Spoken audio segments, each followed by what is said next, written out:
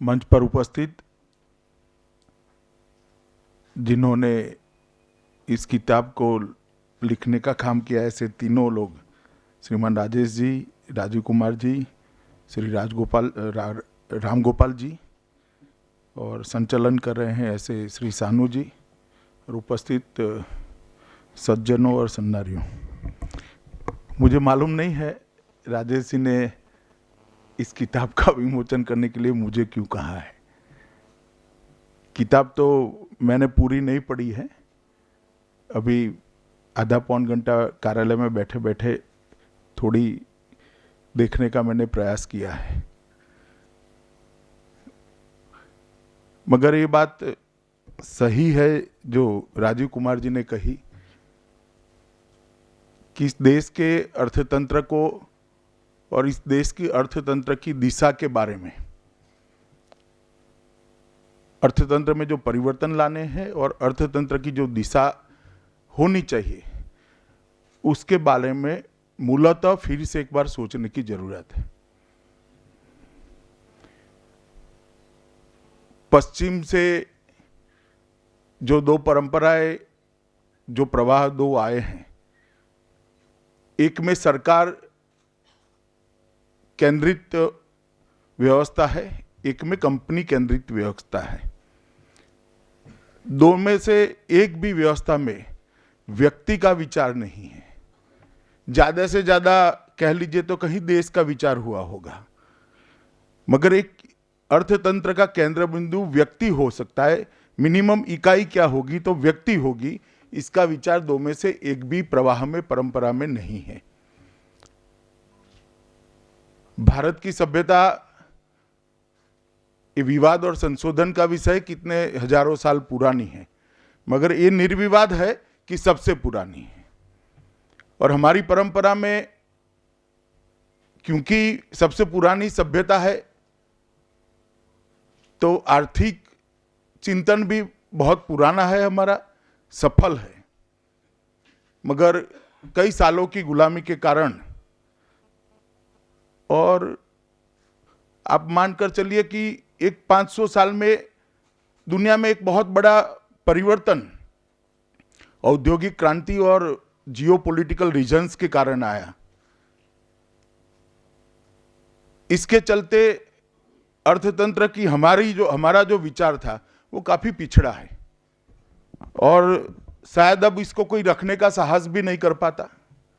ऐसा तो नहीं है कि किसी को मालूम नहीं है, मगर रखने का कोई साहस नहीं कर पाता। और इस बार का बजट अगर कोई ध्यान से देखेगा तो ना इसके केंद्र में सरकार है, ना इसके केंद्र में कंपनी है। इसके केंद्र में व्यक्ति पहली बार बनने का काम ये भारतीय जनता पार्टी की मोदी सरकार ने किया है। स्वरोजगार की एक नई सोच, दुनिया दो ही हिस्सों में बंटकर रह गई है, मालिक और नौकर।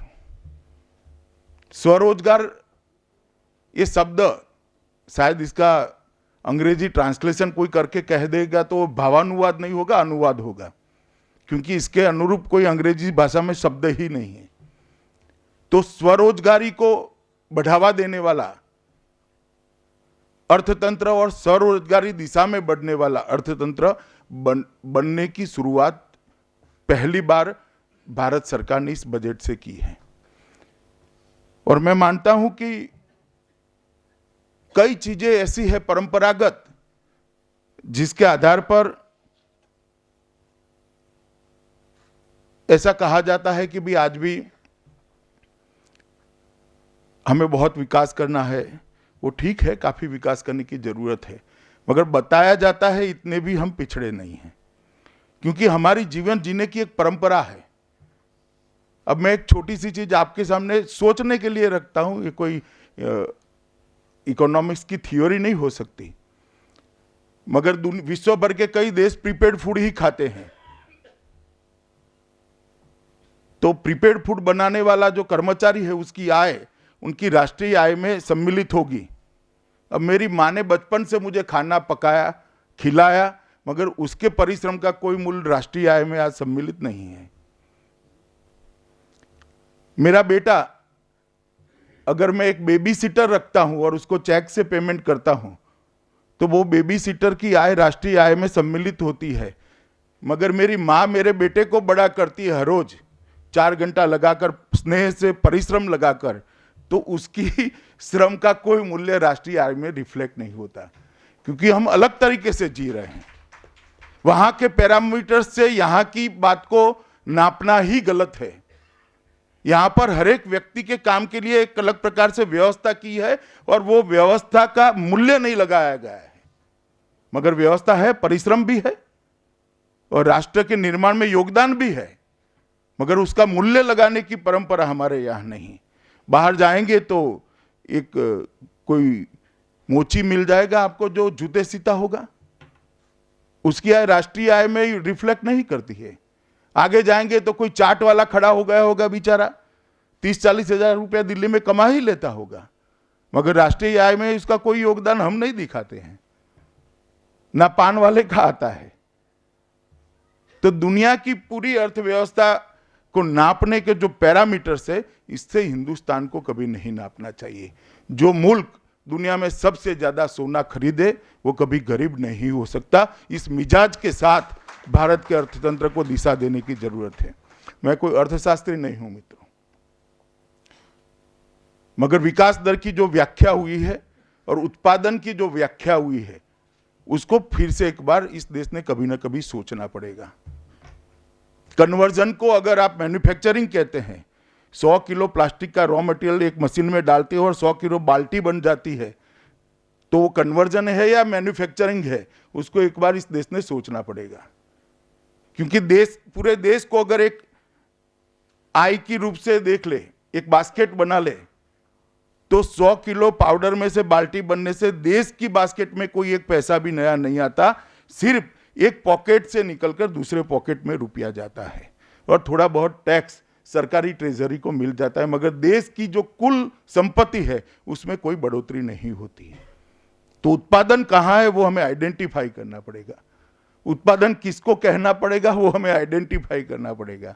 इस तरह से बहुत मूलभूत चीजों को ध्यान में रखकर इस देश के अर्थशास्त्री अगर एक जो खाका बन गया है सोचने का विश्व के अंदर अर्थतंत्र के बारे में, वो खाके को तोड़कर एक नई सोच के साथ अगर सोचेंगे तो मुझे लगता है कि काफी कुछ नया भारत इस क्षेत्र में भी विश्व को दे पाएगा। जो जीडीपी की व्याख्या बनी है, वो जीडीपी की व्याख्या, उत्पादन की व्याख्या, ये सारी चीजों को हमें सोचना पड़ेगा। जीडीपी बढ़ाने के नजरिए को भी बदलना पड़ेगा। अगर हर घर में शौचालय बनाते हैं तो जीडीपी बढ़ेगा या नहीं बढ़ेगा? किसी को स्वच्छतापूर्ण घर भी दे देंगे और जीडीपी भी बढ़ेगा। हर घर में शुद्ध पीने का पानी पहुंचाते, हर घर में बिजली पहुंचाते, हर गांव को रोड से जोड़ देते हैं तो जीडीपी भी बढ़ती है और गांव के अंदर सुविधा भी बढ़ती है। सुविधा बढ़ती है तो गरीब शहर की ओर नहीं भागता है, नहीं भागता है तो झुग्गी नहीं बनती है। इस पूरी प्रक्रिया को एक अलग नजरिए से सोचने की जरूरत है और बहुत छोटा फोरम है, मगर मैं तो चाहूंगा कि यहाँ जो बैठे हैं, सोचते हैं, लिखते हैं, मेरा काम सोचना लिखना नहीं है, पढ़ने का है, मगर जो सोचते हैं लिखते हैं इसको इस दृष्टि से देखकर सोचना भी चाहिए, लिखना भी चाहिए। और मूल हमारा जो चिंतन है अर्थतंत्र के बारे में, वो चिंतन को, और मैं बहुत अध्ययन करने के बाद कह रहा हूं, हमारा जो मूल चिंतन है अर्थतंत्र का, वो कभी कालबाह्य नहीं हो सकता। वो आज भी इतना ही प्रासंगिक है जितना 20,000 साल पहले था, क्योंकि उसमें व्यक्ति का विचार है। अगर वो मूल चिंतन के आधार पर हम नई सोच दुनिया के सामने रखेंगे तो न केवल हिंदुस्तान का, पूरी दुनिया का भला होगा। क्योंकि कम्युनिस्ट भी फैल गए हैं और ठेस्ट राइटिस्ट मूडीवादी विचारधारा भी फैल गई है। ये जो अभी वर्ल्ड ट्रेड ऑर्गेनाइजेशन का अस्तित्व आया है, वो कोई विश्व कल्याण के लिए नहीं आया है, वो थक गए हैं इसलिए आया है। वो थक गए, वही बात बताता है कि वो विफल रहे हैं।